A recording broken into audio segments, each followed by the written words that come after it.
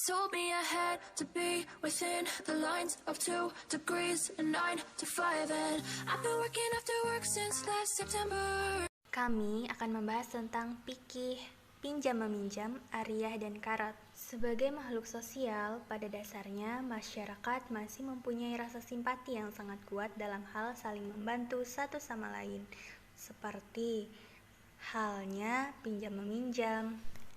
Agar terciptanya hubungan sosial ekonomi yang baik, maka perlu bagi kita untuk memahami segala aspek maupun tata cara pinjam-meminjam ariyah dan karat yang sesuai dalam keilmuan fikih muamalah. Pengertian pinjam-meminjam. Adapun pengertian pinjam-meminjam berasal dari bahasa Arab ariyah artinya pinjaman. Adapun arti lain yaitu datang dan pergi.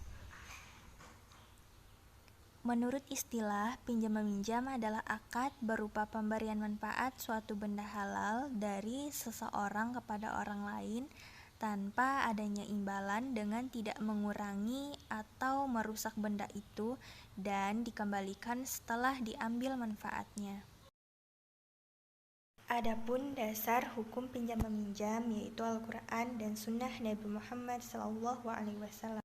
Ayat tentang pinjam-meminjam yang berbunyi وَتَعَاوَنُوا عَلَى الْبِرِّ وَالتَّقْوَى وَلَا تَعَاوَنُوا عَلَى الْإِثْمِ وَالْعُدْوَانِ, yang artinya, dan tolong-menolonglah kamu dalam mengerjakan kebajikan dan takwa, dan jangan tolong-menolong dalam berbuat dosa dan pelanggaran. Quran Surah Al-Ma'idah ayat 2.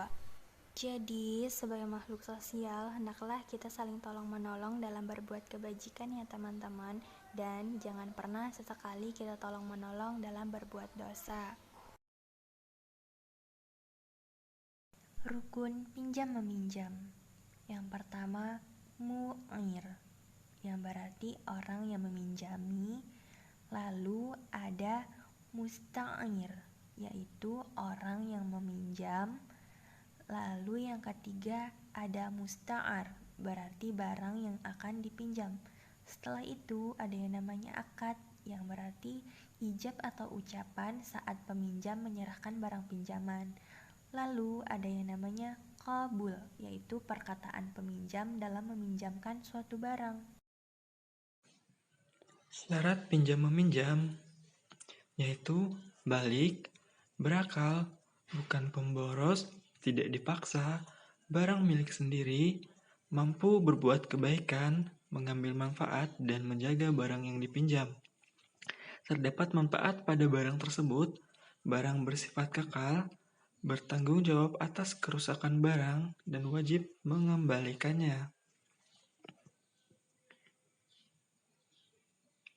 Tanggung jawab pinjam-meminjam. Untuk tanggung jawab pemberi pinjaman yaitu meminjamkan dengan ikhlas, barang yang dipinjamkan harus tetap dan bermanfaat, tidak didasarkan riba. Untuk tanggung jawab peminjam yaitu menjaga barang pinjaman, dapat mengembalikan barang pinjaman dengan tepat waktu, memanfaatkan sesuai dengan perjanjian, tidak meminjamkan barang pinjaman kepada orang lain.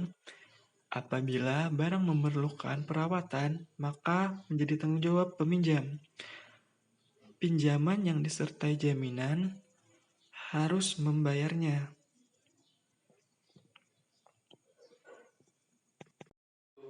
Pengertian korot. Korot adalah perjanjian antara dua belah pihak, yakni peminjam atau yang meminjami harta, barang tanpa mengharapkan imbalan. Ayat tentang korot terdapat pada Quran Surah Al-Hadid ayat 57. Artinya, siapakah yang mau meminjamkan kepada Allah pinjaman yang baik, maka Allah akan melipat gandakan pinjaman itu untuknya, dan dia akan memperoleh pahala yang banyak.